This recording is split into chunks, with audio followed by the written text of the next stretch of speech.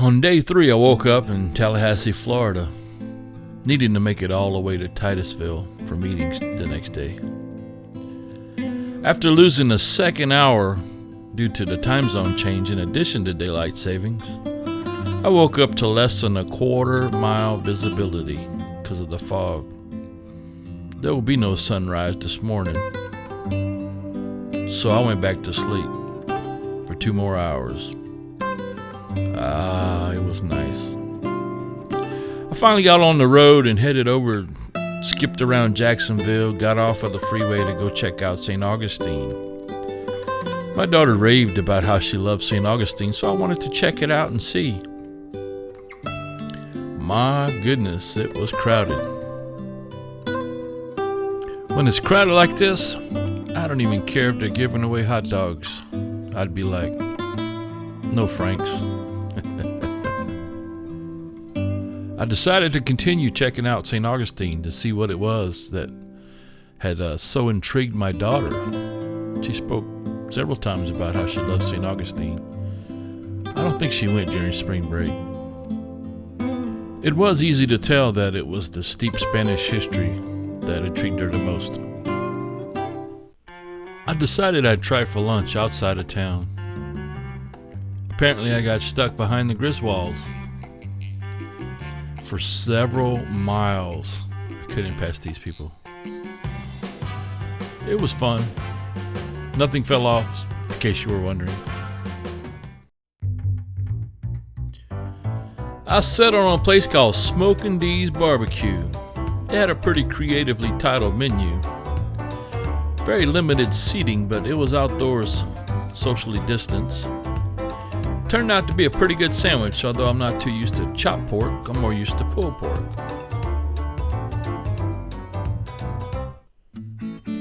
I decided I'd drive along the coast from St. Augustine down to probably before Daytona before getting back on the freeway to head down to Titusville. What a nice relaxing drive that was. Surf was up for sure, and the people were out, but not nearly as crowded as a lot of the other spots. This was my first time driving down the Atlantic shore. It was kind of like a coastal version of Route 66 with old hotels and condos and stuff. No big high-rises anywhere in sight. Nice drive. Checking the map, it looked like this river to sea preserve in Marineland, which is in Flagler County, would be a great place to get out, get some sun, stretch my legs for a bit. We're going deep into the jungle now.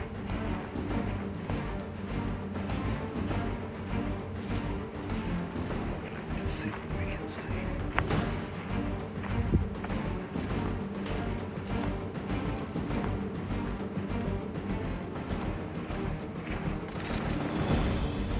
Watch your head. Watch your head.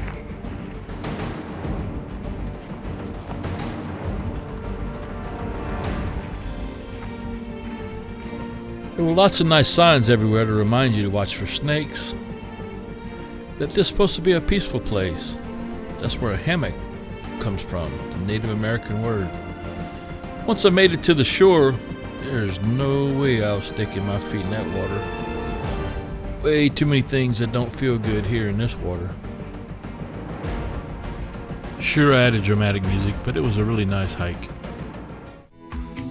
The next place that looked real interesting on the map was the Beulah Creek State Park and this gigantic oak tree known as the Fairchild Oak. What a beautiful drive it was getting there. And my goodness, what a magnificent tree that Fairchild Oak is.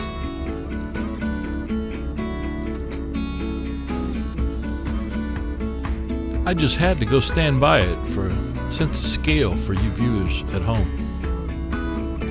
What a gigantic tree this thing is.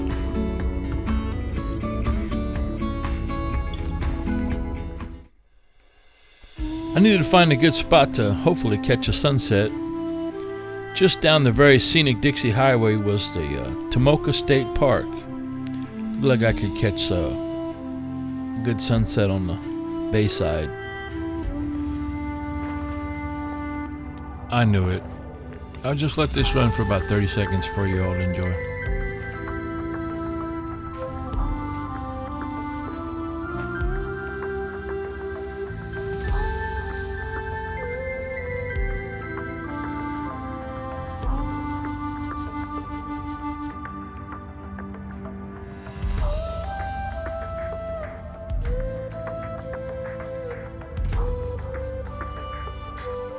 Well, the time came to leave Tomoka, and as I was leaving, the road reminded me of those words of wisdom from Yogi Berra, I think it is. When you get to the fork in the road, take it.